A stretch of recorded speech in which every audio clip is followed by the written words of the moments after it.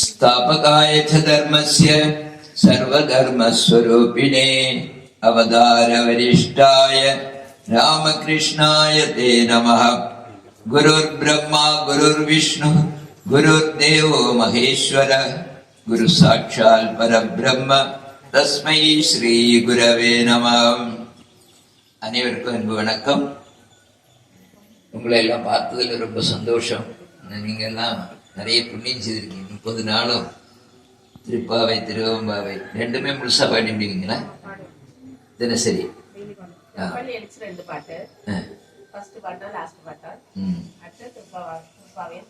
முழுமையா பாடிடுவீங்க. அப்போ 30 இன்னைக்கு 27 நாளா? 27 நாள் நல்லா பாடி இருக்கிறீங்க. நிறைய புண்ணியம் சேர்த்து வச்சிருக்கீங்க. அதனால உங்களை எல்லாம் பார்க்கறது எங்களுக்கு புண்ணியம்.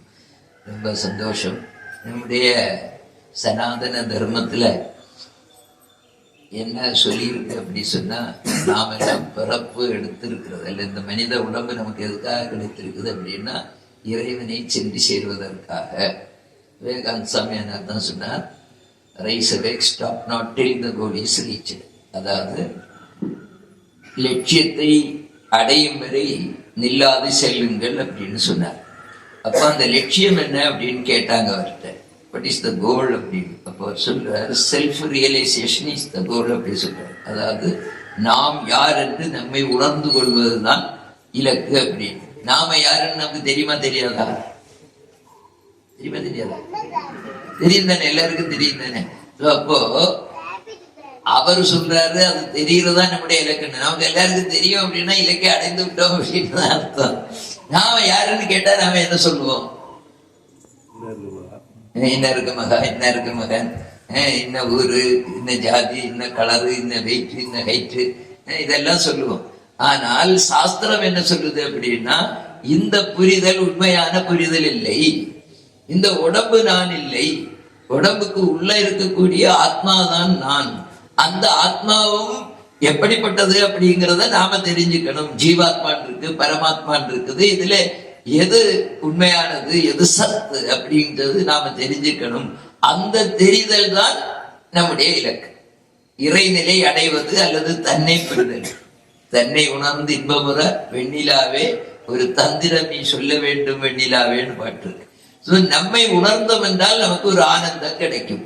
இப்ப நமக்கு இருக்கக்கூடிய துன்பங்களுக்கெல்லாம் காரணம் என்ன அப்படின்னா, நான் நம்மை உடம்பு அப்படின்னு தவறாக நினைத்து வைத்திருப்பதுனாலதான். இந்த உடம்பு என்னைக்கோ ஒரு நாளைக்கு போக போகுது. ஆனா ஆத்மா அழியாது. நைனன் சிந்தந்திரி சஸ்திராணி நைனன் தகுதி பாவ நச்சைனன் கிளேதயந்தியாவோ நோஷேதி மாறுத கீதையில சொல்லி இருக்கு. ஆத்மாவை ஆயுதங்கள் வெட்டாது, தீ எரிக்காது, தண்ணீர் நனைக்காது, காற்று உலர்த்தாது. அப்போ இது அழியாத வஸ்து. அதனால்தான் விவேகானந்த சாமி வெளிநாட்டுல பேசும்போது, அமிர்தசிய புத்திரா, நீங்கள் சாதாரணமானவர்கள், நீங்கள் நான் தெய்வத்தின் குழந்தைகள், உங்களை பாவி என்று அழைப்பது பாவம் அப்படின்னு சொன்னார்.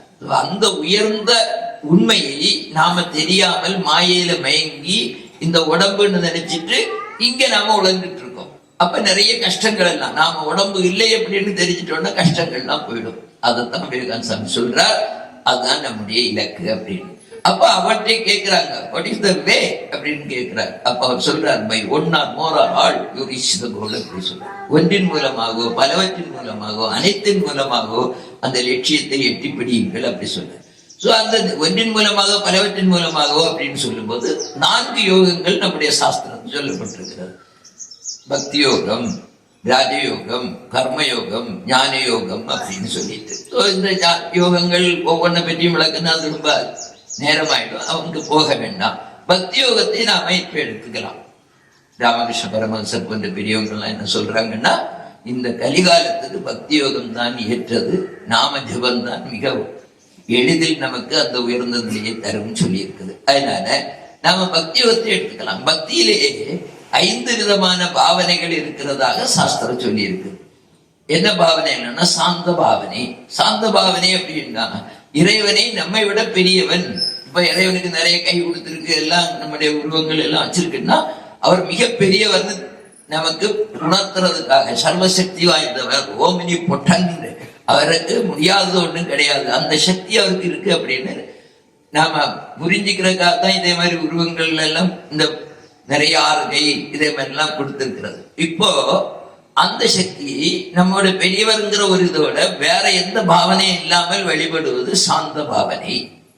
துருவனை எடுத்துக்கலாம், பிரகலாதனை எடுத்துக்கலாம், மார்க்கண்டேயனை எடுத்துக்கலாம். இவங்கெல்லாம் சாந்த பாவனை மூலமாக இறைநிலை அடைந்தவர்கள். அதுக்கு அடுத்தது என்ன அப்படின்னா தாசிய பாவனை. தாசிய பாவனைன்னா ஆண்டான் அடிமை, நான் இறைவனுடைய அடிமை அப்படின்னு நினைக்கிறது. அந்த பாவனையில நாம உதாரணம் சொல்லணும் அப்படின்னு சொல்லியாச்சுன்னா யாரெல்லாம் சொல்லலாம்? இங்கிலீஷ் சொல்லுங்க இருப்போம். ஆண்டான் அடிமை அந்த பாவனையில யாரெல்லாம் வெளிப்பட்டு உயர்ந்த நிலை அடைந்தார்கள்? ஆஞ்சநேயர் இருந்தார். ஆஞ்சநேயர் எப்பொழுதுமே நான் ராமனுடைய அடிமை என்ற உணர்வோடு இருந்தார். அதுக்கு அடுத்ததாக சக்கிய பாவனை. சக்கிய பாவனை தோழனாக கருதுறது, இறைவனை தோழனாக கருதுறது. யாரெல்லாம் கருதுனாங்க? சுந்தரர் தோழனாக நினைச்சார். அதே மாதிரி அர்ஜுனன் கிருஷ்ண தோழனாக நினைத்தார். அதுக்கடுத்து வாத்சல்ய பாவனை, குழந்தையாக நினைக்கிறது அல்லது அம்மாவாக நினைக்கிறது. இறைவனையே குழந்தையாகவும் நினைக்கலாம், அம்மாவாகவும் நினைக்கலாம். சோ அது வாத்சல்ய பாவனை, தாய் சேய் உறவு அப்படின்னு. அப்படி வரும்போது நமக்கு உதாரணத்துக்கு நாம சொல்லணும்னா ராமகிருஷ்ணர் தேவியை அம்மா அப்படின்னு நினைச்சு அதிலே தான் வழிபட்டு இருந்து உயர்ந்த நிலையை அடைந்தார். யசோதா என்ன பண்ணாங்க? பகவான் என்ன நினைச்சாங்க? குழந்தையாக நினைத்தார்கள். சோ இது வாத்சல்ய பாவனை. அதுக்கு அடுத்தது மதுர பாவனை. இந்த மதுர பாவனையில என்னன்னா கணவனாகவோ அல்லது மனைவியாகவோ நினைக்கிறது. மனைவியா நினைக்கிறது வழக்கம் இருக்கான்னு இருக்கு. கேரளாவில் அதுக்குன்னு தனி கோவில் இருக்கு, அது பாட்டு அதுக்குன்னு தனி வெளிப்பாட்டே இருக்குது. தேவி இறைவனை மனைவியாக நினைத்து பாடக்கூடிய பாடல்கள்லாம் இருக்குது. சாதாரணமா கணவனாக நினைக்கிறது. அப்ப கணவனாக நினைத்து உயர்ந்த நிலை அடைந்தவர்கள் யாரெல்லாம்? ஆண்டாள், மீராபாய். இதே மாதிரி நமக்கு இந்த 5 பாவனைகளுக்கும் இது இருக்கு. இப்ப நாம இன்னைக்கு இந்த ஆண்டாள் திருமணமா, ஆண்டாள் திருமணம் அப்படி சொன்னா அப்போ திருமணம் ஆண்டாளுக்கு யாருக்கு திருமணம்? பகவானுக்கு திருமணம். இந்த ஆண்டாள் யாருடைய பிரதிபலிப்பு அல்லது யாருக்கு ஓமை அப்படி சொன்னா ஜீவாத்மா எல்லாத்துக்கும். சாஸ்திரம் என்ன சொல்றதுன்னா பகவான் மட்டும்தான் புருஷன், மீதி ஜீவாத்மா எல்லாரும் ஸ்திரீன்னு தான் சொல்லுது, பெண் தான் அப்படின்னு. அதனால ஒரு ஆணாக இருக்கலாம், பெண்ணாக இருக்கலாம், அப்படி கிடையாது. உலகத்தில் உள்ள அத்தனை ஜீவாத்மாக்களும் பெண் தான். எல்லோரும் இறைவனை அடைய வேண்டும். அங்கு ஜீவாத்மா பரமாத்மா ஐக்கியத்தை தான் இந்த ஆண்டாள் திருமணம் அப்படிங்கிறது நமக்கு ஞாபகப்படுத்துறதுக்காக ஏற்படுத்தப்பட்டிருக்கு. என்ன பண்ணணும்?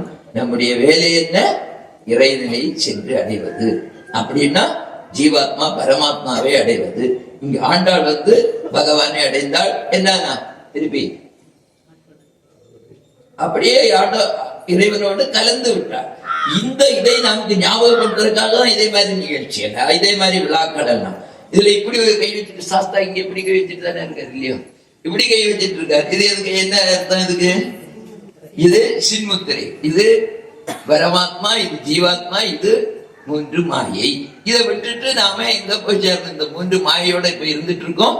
இந்த ஆணவம் கர்மம் மாயை விட்டுட்டு இங்க பரம்பொருளோட சேர வேண்டும். நம்முடைய சாஸ்திரங்கள் எல்லாமே நம்முடைய வாழ்க்கையுடைய லட்சியத்தை நமக்கு தெரிவிப்பதற்காக, ஜீவாத்மா பரமாத்மா ஐக்கியத்தை சொல்வதற்காகத்தான் ஏற்படுத்தப்பட்டிருக்கிறது. எல்லாமே அதான் சொல்லுது. வேதத்தை எடுத்துக்கிட்டாலும் வேதத்துல உபனிஷதங்கள்ல நிறைய வாக்கியங்கள் இந்த ஜீவ பரமாத்மா ஐக்கியத்தை பற்றி சொல்லும். ஆனா கூட ஒவ்வொரு வேதத்திலையும் ஒரு மகா வாக்கியம் அப்படின்னு வச்சிருக்காங்க.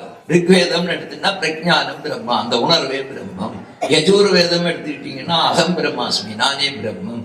சாமவேதம்னா தத்துவமசி. இந்த சபரிமலையில எல்லாம் எழுதி போட்டு நம்ம பார்த்துட்டு வந்துடும். அதுக்கு என்ன தெரியும் தத்துவமசின்னு?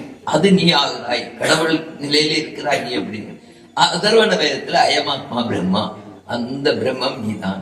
சோ அந்த உணர்வு நமக்கு வரணும். நாம சாதாரணமானவர்கள், இறைவனுடைய குழந்தைகள், இறை அம்சம் உடையவர்கள், நாம பாவிகள் அல்ல. இந்த உணர்வை நமக்கு கொண்டு வருவதற்காக தான் இந்த பூஜைகள். இது எல்லாம் விவேகானந்தர் சொன்னார், அப்படிங்கிற நமக்குள்ள எல்லாம் இறை ஆற்றல் நிலையாற்றலாக இருக்கு. இறையாற்றல் எப்படி இருக்கு? நிலையாற்றலாக இருக்கு. அதை என்ன பண்ணணும்? இயக்க ஆற்றலாக மாற்றணும், கைனட்டிக் எனர்ஜியாக மாற்றணும். அதுக்காக நாம தினசரி அதுக்காக பயிற்சி பண்ணணும்.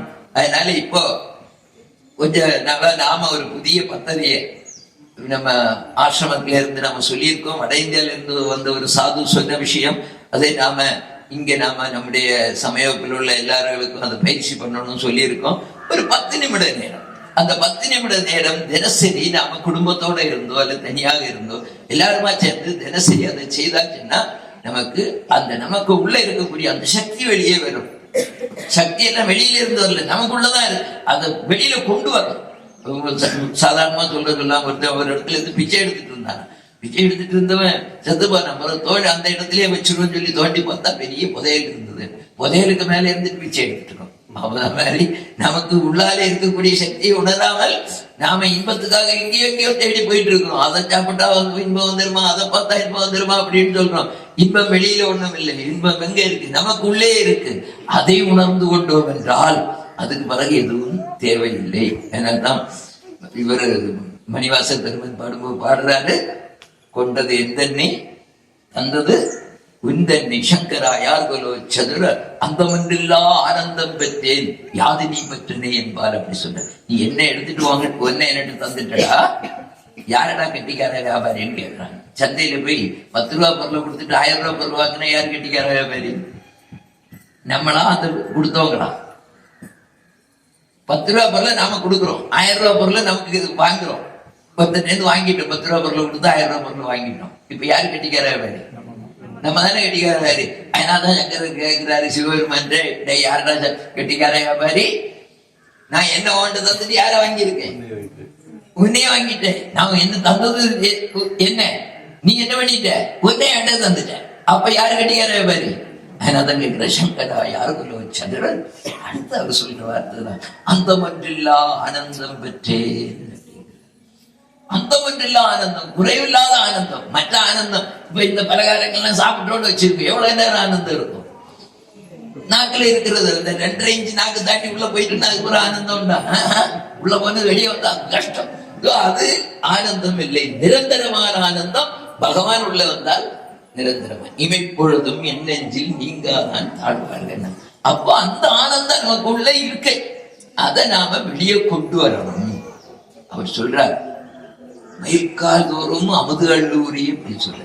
ஒவ்வொரு மயில் துவாரங்கள் வழியாக அமுதம் குறிச்சான். கொஞ்ச நேரம் கண்ணை மூடிட்டு ஒரு நிமிஷம் இல்ல ஒரு செகண்ட் நினைச்சு பாருங்க, நம்முடைய வாயில எல்லாம் ஐஸ்கிரீம் ஊறிட்டே இருக்கு. எப்படி இருக்கும்? எவ்வளவு சந்தோஷம் இருக்கும். அவருக்கு எப்படி இருந்ததுன்னா மயிர்கால் தோறும் அமுதம் குறிச்சான். அந்த அளவு ஆனந்தம் பெற்று, அதான் அந்த மன்றில்லா ஆனந்தம் பெற்றேன்னு அப்படி சொல்லி உள்ளே இருக்க ஆனந்தத்தை அவருக்கு வெளியே கொண்டு வர வித்தை அவர் தெரிஞ்சிருந்தார். சோ அதனால நாம தினசரி இதை பயிற்சி பண்ணணும்னா நமக்கு உள்ளே இருக்கக்கூடிய அந்த ஆத்மசக்தி அல்ல இறை சக்தி அல்லது ஆனந்தம் வெளியே வரும். அதுக்காக ஒரு 10 நிமிஷம் பண்ணலாமா? அது சொல்லிட்டு நாம முடிச்சுக்கலாம். நான் என்னென்ன பண்ணணும்னு மட்டும் சொல்ல 4 ஸ்டெப் எல்லாம் நிறைய காரணம். உட்காந்துட்டு 12 தடவை ஓங்காரம் நீட்டி சொல்லணும். அடுத்த 12 தடவை காயத்ரி மந்திரம் சொல்லணும். அடுத்து 12 தடவை நீண்ட மூச்சு, நல்லா மூச்சு இழுத்து மூச்சை நல்லா விடணும். மூச்சு இழுக்கும் போது முன்னு வரணும், மூச்சை விடும்போது மொத்தமா உள்ள போயிடணும். அப்படி 12 தடவை. அதுக்கு பிறகு கண்ண மூடி இருந்து 108 தடவை ஓம் மனசுக்குள்ளே சொல்லணும். அது வெளியில கேட்க கூடாது. இவ்வளவு நாம இது தேஜோ வித்யா அப்படின்னு சொல்லி நாம எல்லாருக்கும் சொல்லியிருக்கோம். தேஜோ வித்யான்னு சொல்லி இப்போ சமயத்துல எல்லா ஆசிரியர்கள் உங்களுக்கு எல்லாம் பயிற்சி பண்ணணும்னு சொல்லியிருக்கோம். அதை மட்டும் நாம செய்யலாம் தானே? இல்ல நேரே உட்கார்றோம் இல்லையா? கடம் படிக்கிறோம், சொல்றோம். நீண்ட 12 ஓங்காரம். ஓ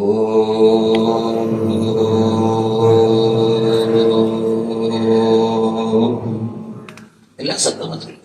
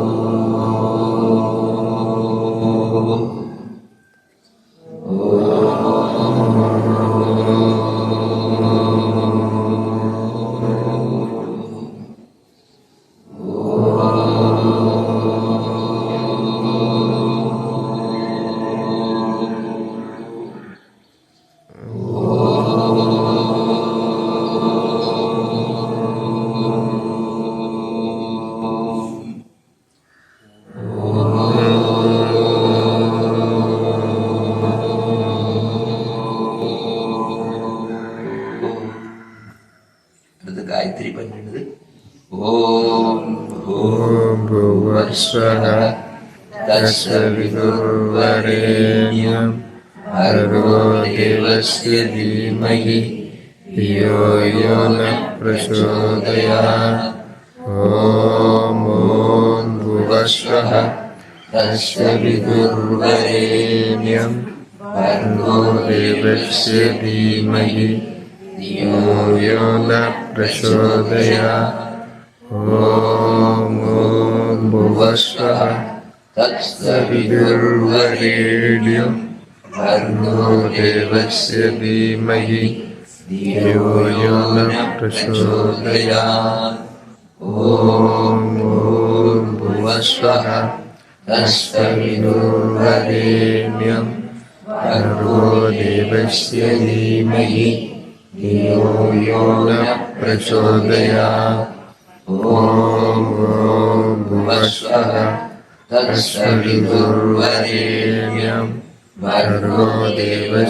धीमहि धियो यो नः प्रचोदयात्। ॐ भुवस्वः तत्सवितुर्वरेण्यं भर्गो देवस्य धीमहि धियो यो नः प्रचोदयात्। ॐ भुवस्वः तत्सवितुर्वरेण्यं भर्गो देवस्य धीमहि धियो यो नः प्रचोदयात्। ॐ भुवस्वः तत्सवितुर्वरेण्यं भर्गो देवस्य धीमहि धियो यो नः प्रचोदयात्। ॐ भुवस्वः तत्सवितुर्वरेण्यं भर्गो देवस्य धीमहि धियो यो नः प्रचोदयात्। ॐ भुवस्वः तत्सवितुर्वरेण्यं भर्गो देवस्य धीमहि धियो यो नः प्रचोदयात्। ॐ भुवस्वः तत्सवितुर्वरेण्यं भर्गो देवस्य धीमहि धियो यो नः प्रचोदयात्।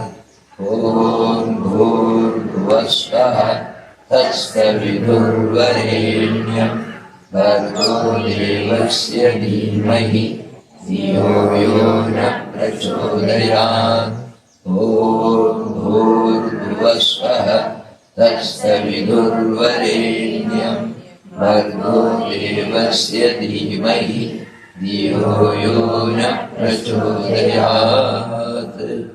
அடுத்தது 12 தடவை மூச்சை நல்லா இழுத்து மெதுவா வெளியே விடுறது.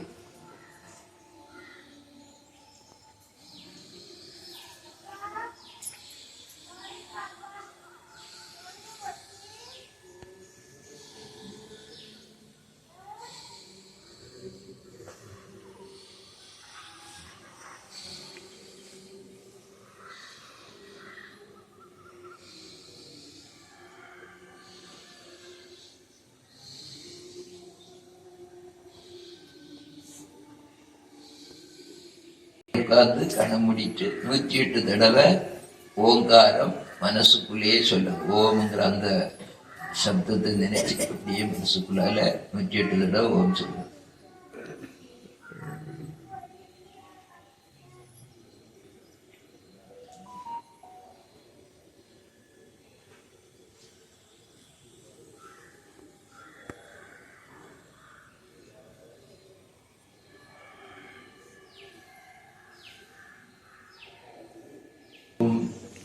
இது ஒரு 10 நிமிஷம் ஆகும். இதை நாம தினசரி வீட்டுல பண்ணணும். முடிந்தால் குடும்பத்தோட எல்லாரும் சேர்ந்து உட்கார்ந்து பண்ணா இன்னும் சக்தி அதிகம்.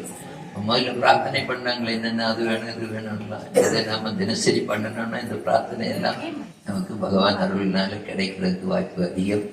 இது யாருதான் சொல்லணும், சின்ன பிள்ளைகள் பெரியவங்க, ஆணு பெண்ணு, எந்த ஜாதி எந்த மொழி எல்லாம் எந்த பிரச்சனை இல்லை, எந்த மதம் கூட பிரச்சனை இல்லை. இந்த ஓங்காரம் இறைவனுடைய மிக அருகாமையில் உள்ளது. வேதத்தில் சொல்லப்பட்டிருக்கிறது. அது அதுவாக இருந்தது, அதில் ஒரு சலனம் ஏற்பட்டிருந்தது. அந்த சலனம் ஏற்பட்ட போது ஒரு சப்தம் ஏற்பட்டது. அப்படி ஏற்பட்ட முதல் சப்தம் ஓங்காரம். அதனால இந்த பிரபஞ்சம் முழுக்க, உலகம் இருந்தது, பிரபஞ்சம் முழுக்க ஓம்ங்கிற சப்தம் இருந்துட்டே இருக்கும். நம்ம உடம்புக்குள்ள சப்தம் இருக்கும், காதை அடைச்சிங்கன்னா உள்ளுக்குள்ள கேட்கும். இந்த ஓம்ங்கிற சப்தத்தை நாம உணர்ந்தோம்னா ஆனந்தம் நமக்கு வரும். அதனால இறைவனுடைய மிக அருகாமையில் இருக்க வேதாந்தம் சொல்லும்போது கர்ப்ப கிரகத்தில் இருக்கக்கூடிய அந்த இறைவனுக்கு முதல் வாசல் அது அப்படின்னு. இப்ப இந்த வாசல் தான் ஓம். ஓம் தான் அடுத்தது தான். அதே மாதிரி காயத்ரியும் நம்முடைய புத்தி சக்தியை ரொம்ப வளர்க்கக்கூடியது. இன்னைக்கு குறிப்பிட்ட ஆட்கள் நிறைய உயர்ந்த நிலையிலெல்லாம் இருக்காங்கன்னா அதுக்கு காரணம் இந்த காயத்ரி மந்திரம் தான். அதனால காயத்ரி சொல்றது ரொம்ப நல்லது. ஓம திருப்பி திருப்பி சொன்னோம்னா நம்முடைய சிறுமூலையும் பெரிய மூலையும் ஒரு இணைப்பு உண்டாகி நம்முடைய குணங்கள் எல்லாம் மாறி நல்ல குணங்கள் வரும், கெட்ட குணங்கள் போகும் அப்படின்னு சொல்லி ஆராய்ச்சி மூலமா நிரூபிச்சிருக்காங்க. ஸோ இது நாம தினசரி நாம எல்லாரும் சொல்லணும். யாராவது அவங்களுக்கு துன்பம் வந்து உங்கள்கிட்ட சொன்னாங்கன்னா இதை பயிற்சி பண்ண சொல்லுங்க. தேஜோ வித்யா. தேஜோ வித்யானா நமக்கு மிக உயர்வை தரக்கூடிய வித்தியை அப்படிங்கிறது அர்த்தம். எல்லாரும் இதை செய்வதன் மூலம் நல்ல இறைவனை வாழ்த்துவதன் மூலம் பக்தி பண்றதன் மூலம் உயர்ந்த நிலையை அடைவதற்கு எல்லோரும் வாழ்வில் ஆனந்தமும் ஐஸ்வர்யமும் வளமும் ஆரோக்கியமும் பெறுவதற்கு பெருமாள் அருள் புரிய பிரார்த்திக்கிறேன். வணக்கம்.